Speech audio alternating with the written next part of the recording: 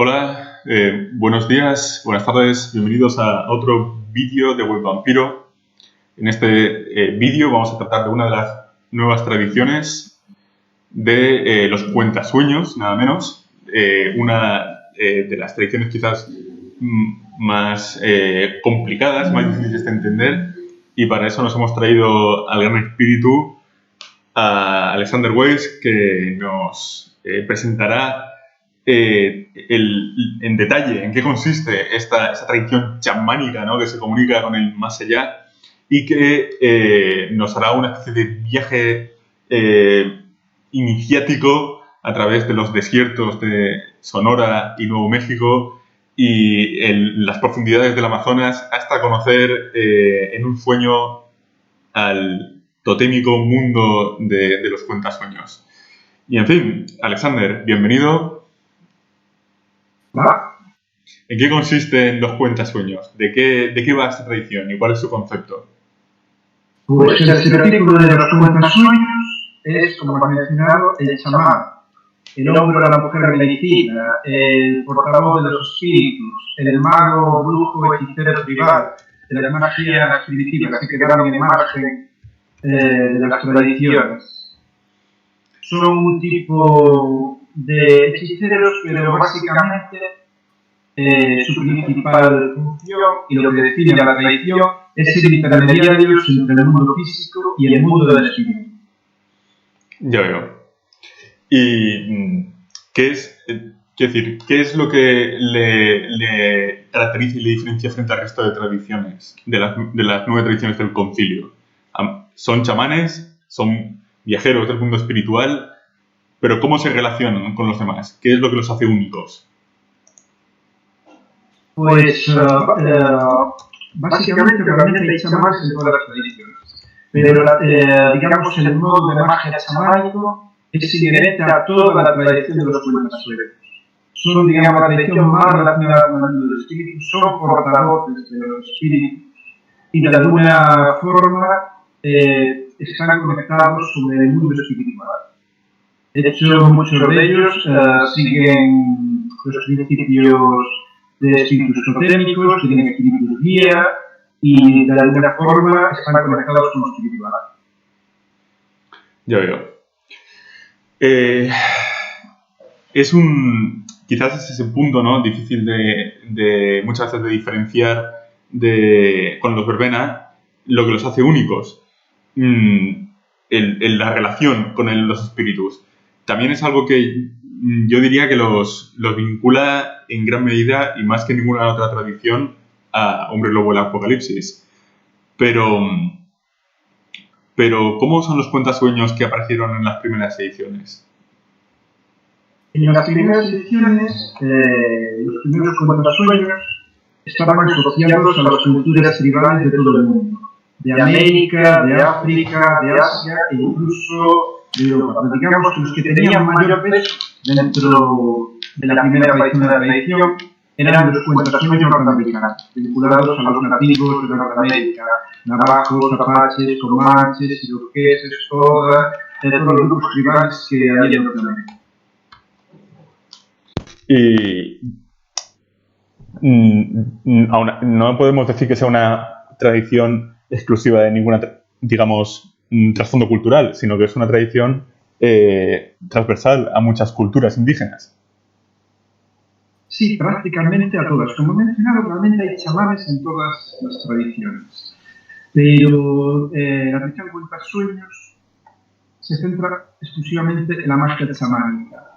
De todas maneras, dentro de lo que es la definición de chamán, existen distintos tipos de chamanes y hechiceros que practican tipos de magia, aún utilizando espíritus que producen efectos muy diferentes. Entre los chamanes hay curanderos, hay pones locos, hay herreros espirituales, hay tipos de chamanes muy diferentes.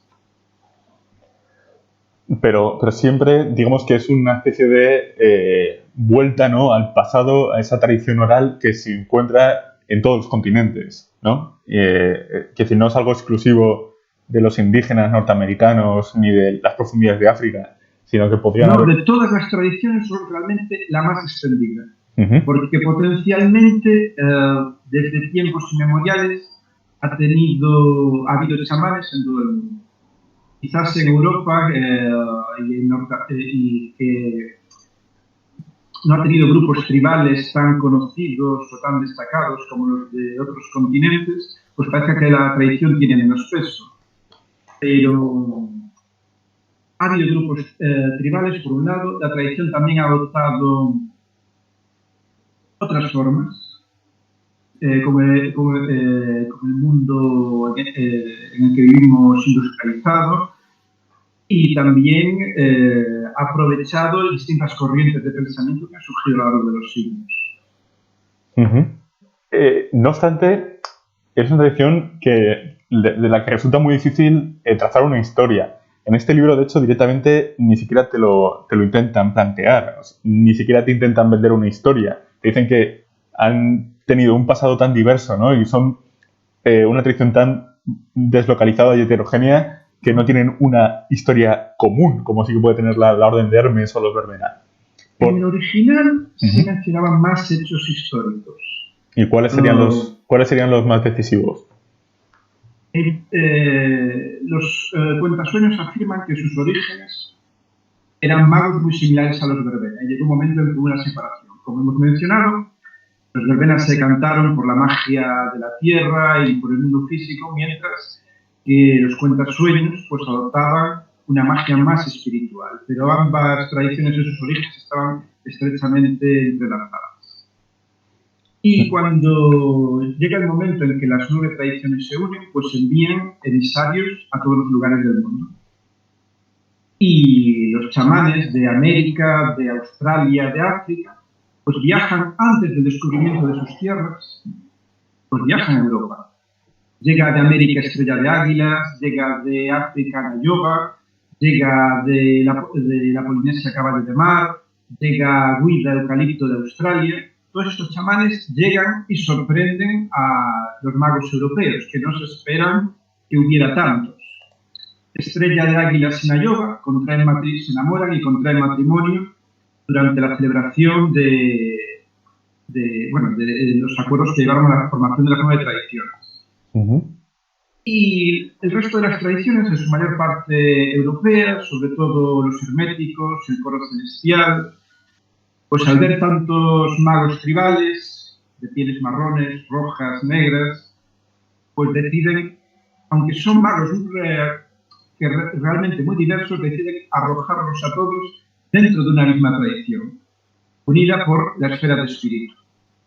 Y les llaman cuentasueños porque hablan en visiones y hablan con sueños, porque sus lenguas no son conocidas en Europa y ellos tampoco conocen las lenguas europeas. Entonces les llaman los que hablan con sueños, cuentasueños.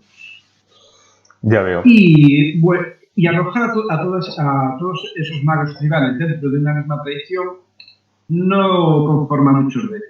De hecho, hay varios de esos magos tribales que se unen a otras tradiciones, al culto del éxtasis, a los Verbena, a los eutánatos, y otros abandonan el concilio. Por ejemplo, los Nogomas de África, o los Copaloei de Polinesia, o los hijos de Tengri de Siberia.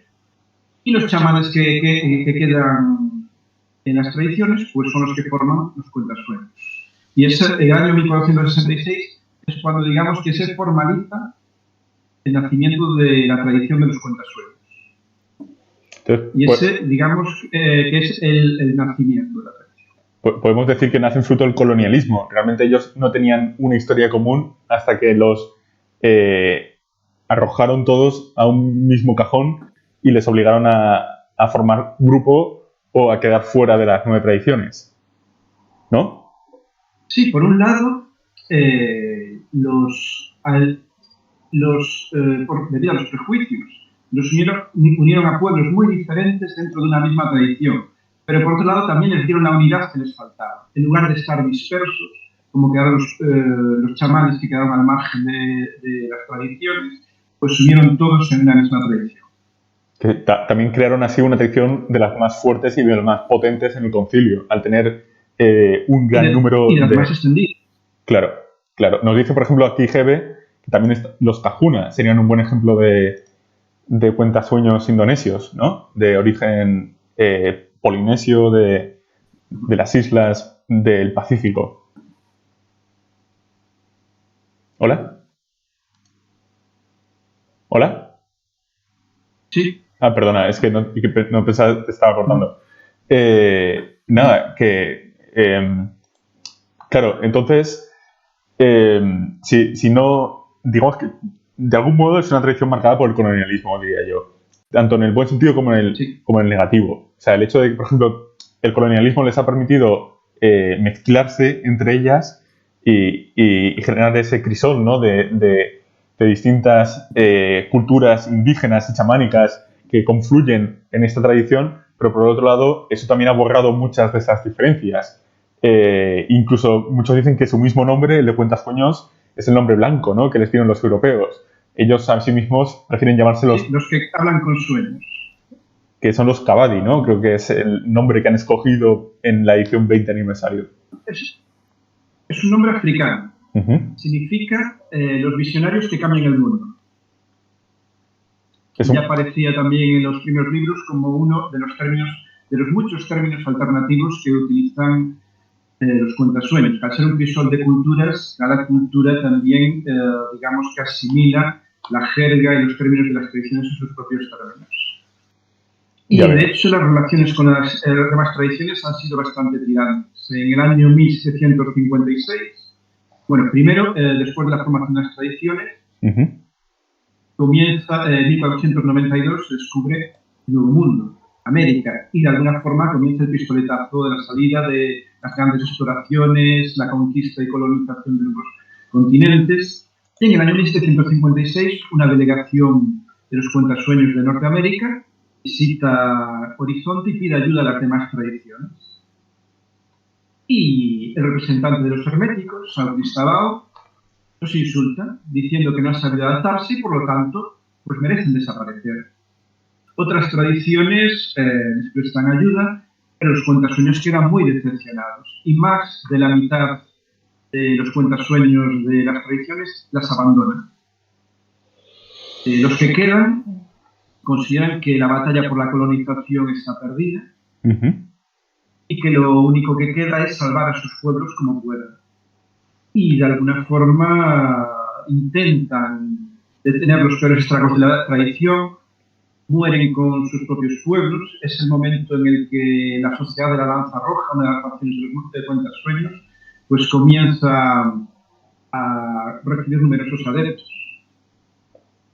Y bueno, el resto pues es historia mortal, en plan la colonización de América, el descubrimiento de Australia y la Guerra Negra, las guerras del opio y la rebelión Boxer en China, la fiebre del caucho en la Amazonia y el exterminio de tribus enteras, la conquista del desierto y de la Araucanía en Sudamérica.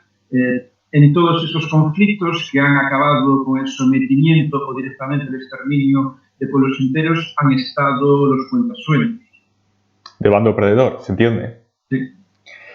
Es curioso. Y después la tecnocracia, no solo eso, sino que con la creación del paradigma tecnocrático, de las teorías de Darwin, de las teorías eugenésicas, incluso sociales que destruyen civilizaciones enteras. Y luego otro golpe lo da Sigmund Freud, cuando elabora su teoría de que los sueños realmente son producto de los deseos y de los instintos ocultos, no tienen ningún fundamento. Esa teoría ataca el paradigma de los cuentasueños, que creen en un mundo espiritual. Y es precisamente uno de los discípulos de Freud, Carl Jung, que elabora la teoría del subconsciente colectivo, un subconsciente formado por los elementos de tradiciones culturales que de alguna forma da un respiro al ataque al paradigma de los cuentasueños. No obstante, durante el siglo XX, los cuentasueños reciben un alivio con la independencia de las colonias. En los nuevos países, aunque afectados por la miseria y por los estragos de la historia, también se produce un renacimiento y una recuperación de las antiguas tradiciones que parecía que iban a ser completamente eliminadas por el avance del progreso y la civilización de Occidente. Iba a decir que es curioso porque lo has dicho de una forma que igual ha pasado desapercibido, pero los cuentasueños participaron en el nacimiento de las 9 tradiciones del concilio mágico antes del descubrimiento de América, con lo cual hubo indígenas que cruzaron el océano a través de la Umbra. Sí. Como por ejemplo... algunos de ellos, Halcón Caminante, subió a su canoa y cruzó todo el Atlántico a través de la Umbra. Guida, de Australia, llegó desde Australia a Europa en el siglo XV, o Caballo de Mar, de Hawái y Polinesia. Estamos hablando de exploradores de la Umbra capaces de cruzar los océanos mucho antes de que las civilizaciones europeas lo hicieran, lo cual genera, yo creo, para un tipo de tramas también fascinantes. Y luego, sobre esto que estás comentando ahora del siglo XX y del siglo XXI, por supuesto, del psicoanálisis de Freud y Jung, me gustaría también mencionar quizás a una serie de autores en los que se inspiró mucho Lovecraft a la hora de crear el mundo de las tierras del sueño, en el que se parece tanto a la Umbra. Todo este tema de la llave de plata, el rey en amarillo, la ciudad de Ultar. Hay un autor llamado Lord Dunsany, un autor romántico inglés que creó una compilación de relatos llamado Cuentos del Tercer Hemisferio, que ya cuenta esas ideas, nos ofrece una perspectiva, un vistazo a esa exploración de otros mundos alienígenas y espirituales que en cierto modo tienen una cualidad primitiva, ¿no? Y fantástica, una especie de viaje al pasado remoto de la humanidad. Entonces, yo creo que todo eso puso las bases, ¿no? Para que luego, de algún modo, tanto la literatura como el psicoanálisis eclosionaran, creando una fascinación que sentimos hoy en día por los sueños como no se ha visto nunca, ¿no? Porque en la antigüedad, en el pasado, a nivel histórico, los sueños eran a veces profecías de los dioses o visiones que te enviaban los espíritus, pero nunca se les había dedicado el grado de análisis que se les está dedicando en el siglo XX. Nos pregunta también Gebe si creemos que es la tradición con más nexos, con más cruces con otras líneas de juego. ¿Tú qué piensas? En la segunda edición se los unía mucho a los demás cambiaformas. A los cambiaformas, a los hombres lobo y a los bestia dentro del Apocalipsis. Luego, en tercera edición, como ocurrió también con otras líneas de juego, se atenuó esa relación. De hecho, depende mucho de la actitud de los propios magos, ya que los hombres bestia los ven como una competencia y como una amenaza a sus lugares sagrados. Para los hombres lobo, los túmulos son un lugar donde el mundo espiritual y el mundo físico se tocan, y también son una fuente de energía para los magos. Y los hombres lobo no ven con buenos ojos que los magos utilicen esa energía, con lo cual las relaciones entre ambos grupos en tercera edición son muy tensas. En segunda edición hay una colaboración mucho más abierta y mucho más conocimiento entre facciones. Pero a partir de la tercera edición, digamos que se tiende al aislamiento entre líneas de juego, sin descartar colaboraciones puntuales. Sí, más a nivel individual. Por intereses mutuos. Claro. Pues sí, quizás hay que recordar que compiten por los mismos recursos. Al final los magos y los hombres lobo compiten por los mismos nodos, sean viajeros de la Umbra o no. Lo que sí que es verdad es que quizás desde mago, con los cuentasueños, puedes hacer uso de todo ese desarrollo de la Umbra y de los tótems y de los artefactos y fetiches que tienen los hombres lobo y que los cuentasueños también pueden utilizar. Pero si un tótem en el hombre lobo digamos que acoge o patroniza a toda una tribu o a toda una manada, en los cuentasueños esas relaciones son individuales desde cada mago a cada tótem, ¿no? Sí, un tótem, aunque para hombre lobo eso sean espíritus que puedan patrocinar, entre comillas, o apoyar a tribus o manadas enteras, en mago, y en concreto entre los cuentasueños, es una relación más personal. Por ejemplo, un chamán puede tener como tótem a cuervo y otro también, pero sus espíritus pueden ser completamente distintos. Uno puede adoptar un enfoque más urbano, otro más salvaje, otro puede tener un espíritu más embaucador, y otro un espíritu más sabio, más un consejero personal. Es una relación que se define más en función del personaje, no del conjunto. Son, los tótems de los cuentasueños son emanaciones de los tótems de hombre lobo, son espíritus individuales. Ya veo. Y has mencionado una cosa interesante, que es que pueden existir tecnochamanes o chamanes urbanos. ¿A qué te refieres con eso? Según los cuentasueños, todo tiene un espíritu. Y aunque la mayoría de los cuentasueños hemos dicho que son magos tribales, de culturas tradicionales y que se mueven más en contacto con la naturaleza, también hay chamanes de cuentasueños que viven en las ciudades. En esas ciudades pues hay espíritus muy diferentes, pero que también tienen su propio poder. Hay espíritus tanto de la fauna como de la flora que sobreviven en las ciudades, de los animales domésticos, pero también hay espíritus del cemento, del asfalto, de los rascacielos, de la electricidad, de todo lo que le da vida, entre comillas, a una ciudad.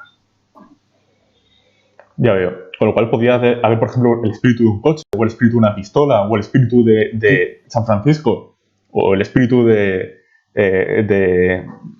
no sé, Santiago de Compostela. De los átomos, incluso. Hay espíritus de los átomos. Y es decir, eso ofrece la posibilidad de que jugar chamanes cuentasueños con un trasfondo muy urbano, ¿no? Totalmente vinculados y arraigados en una ciudad. A grandes rasgos sí, podemos hablar incluso de tres tipos de chamanes. Por un lado, el chamán más, digamos, más conocido, el que permanece con las sociedades tradicionales, rurales, más en contacto con la naturaleza. Luego está el chamán urbano, que criado en la ciudad y que conoce los espíritus de la ciudad. Y luego están los tecnochamanes, los que de alguna forma aprovechan la tecnología de vanguardia hasta sus últimas consecuencias, pero sin dejar de utilizar la magia del espíritu, utilizar los espíritus de la tecnología para manejar esa tecnología. Ya veo. Es un tipo de, quizás, de paradigma a primera vista muy contradictorio, pero que al fin y al cabo es interesante, ¿no? Y quizás imaginarte a ese chamán en su casa hablando con el microondas y con la tele y con la lavadora a la vez, ¿no? Y el microondas le pide que le pongas cables nuevos y la nevera que, ¿sabes? Que la llenes porque tiene hambre. O sea, Y a lo mejor que el maestro de ese cuentasueños que habla con los electrodomésticos se lleva las manos a la cabeza porque quiere que hable con el elevado espíritu de cuervo, con el espíritu del lobo, y ve que está utilizando su magia para cosas que considera abominaciones. Totalmente, sí, sí. ¿Y cuál es la relación de los cuentasueños con la religión? Por ejemplo, tengo en pantalla, en el PDF, religiones con las que los cuentasueños han entrado en contacto y a veces en conflicto, ¿no? El cristianismo, por ejemplo, ha provocado que surja de ese sincretismo el vudú o la santería, pero también vale la pena destacar, subrayar el papel, por ejemplo, del sintoísmo o de las religiones de un misticismo más asiático o de los indígenas norteamericanos, ¿no? Con ese gran Manitou detrás de la sociedad indígena. ¿Cuál es la relación de los cuentasueños con las distintas creencias? Pues en general, sobre todo con las religiones monoteístas, ha habido una relación de conflicto. Sobre todo. De hecho, muchos cuentasueños guardan mucho recelo hacia el coro celestial, porque, digamos, acusan a los coristas de haber colaborado con los evangelizadores y misioneros que escribieron muchas de sus culturas. Pero no están dentro de las religiones monoteístas, tanto del Islam como del cristianismo como del judaísmo. Existe, digamos, cierta fragmentación.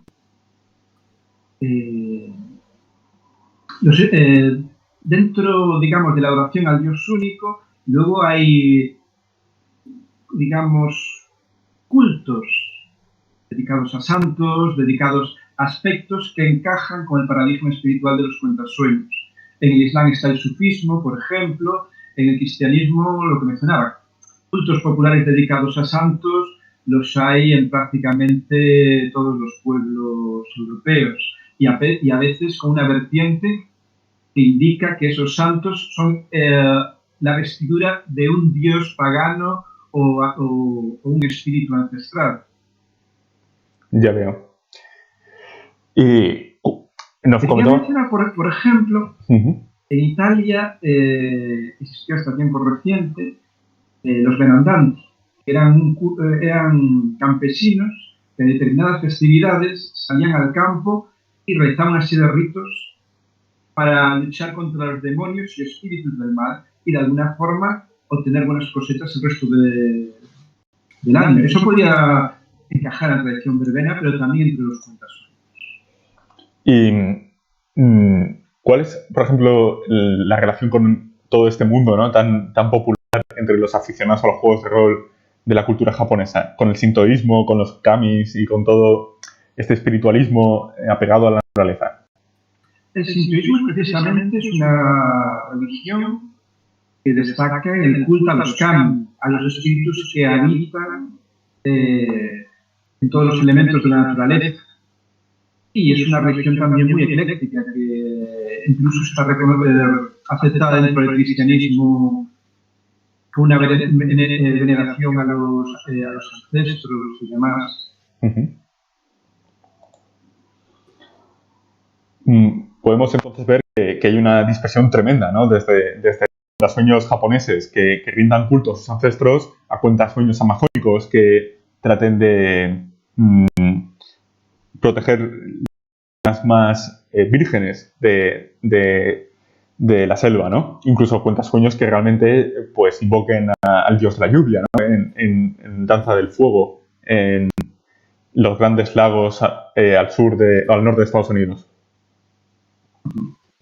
Sí, realmente cada chamán puede especializarse en determinados tipos de espíritu. Algunos, siguiendo a sus tótems, pueden adorar o apaciguar los espíritus de los animales y las bestias. Otros pueden convertirse en mediums y ponerse en contacto con los espíritus ancestros.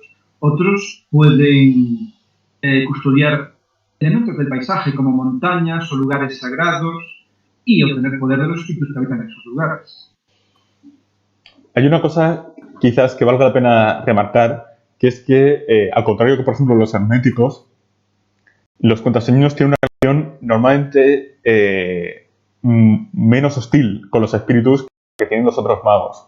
Por ejemplo, los herméticos, cuando utilizan espíritu, lo que hacen es invocar a un espíritu y atarlo, doblegarlo, digamos, someterlo. Los cuentasueños suelen tener una relación mucho más armónica, ¿no? con este mundo umbral de la sombra tras la realidad. Sí, de hecho los cuentasueños diferencian lo que ellos consideran medicina, la magia para ayudar a los demás y la hechicería, que es la magia del resto de los magos. Y como has señalado, es precisamente la que se utiliza para imponer la voluntad sobre la creación y los espíritus. Un cuentasueños, aunque pueda combatir espíritus destructivos, comprende cuál es su lugar en el orden de las cosas. Y a otros espíritus, pues en vez de ordenarles, pues trata de apaciguarles, saber lo que desean y de alguna forma actuar como mediador, sin descartar que, llegado el caso, pueda combatir contra ellos. El hermético directamente busca su verdadero nombre y trata de imponer su voluntad sobre el espíritu que convoca. Ya veo. Bueno, ¿y qué podemos decir de la variedad interna de los cuentasueños? Sus facciones. Quizás son la tradición con más división interna, ¿no? Porque hay más de 7 metodologías o 7 divisiones o facciones internas. Por ejemplo, los baruti, que serían los primeros. Los baruti